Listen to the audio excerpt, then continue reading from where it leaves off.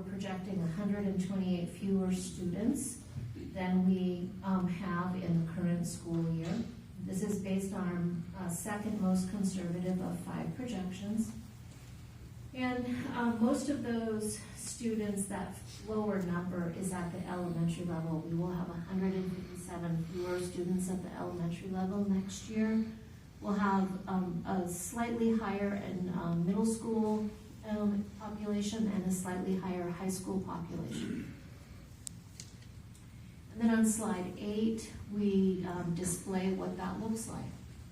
And as Superintendent Murphy described, our enrollment that we're projecting next year is slightly below the enrollment that we had in the 2013-14 school year. So next year we will have a full-time equivalent student population of 8,950 students.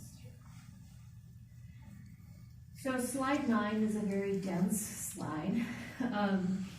And it basically compares several years of enrollment and the differences to other years. Column 9 is the most telling because this column identifies when the pandemic hit, our district was serving 9,700 full-time equivalent students. Next year we expect 8,950, as I said, and so that's a reduction depicted in column 9. Of 738 students in 4 years.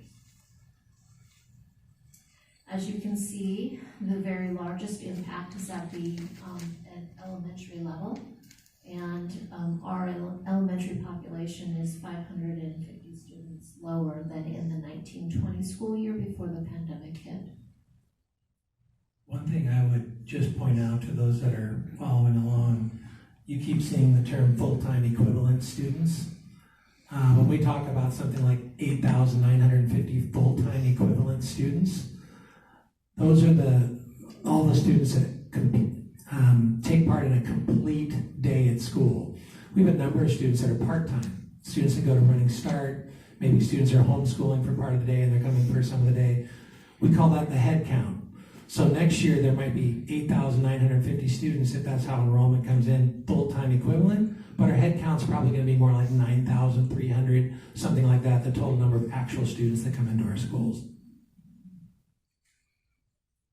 So on slide 10, as I displayed on prior slides, our enrollment will be lower than the 13-14 school year. So a logical question is, how does our current employment compare to the 13-14 school year? In many respects, our system today is not comparable to 2014. We now serve all kindergarten students full day, and we used to be serving students in a mix of full day and half day kindergarten. The K-3 student teacher ratio is 1:17. It used to be 1:24. And the state has specifically invested in nurses, social workers, and other student support staff. So given those caveats, we know that our staff would never reflect the staffing we deployed in the 2014 year. But we also know that when our enrollment is down to that level, to 2014, and we are employing 1,209 staff this year, we have some significant adjustments to make. And when we talk about a budget process, that's really the crux of the budget process. So slide 11 is another very dense slide.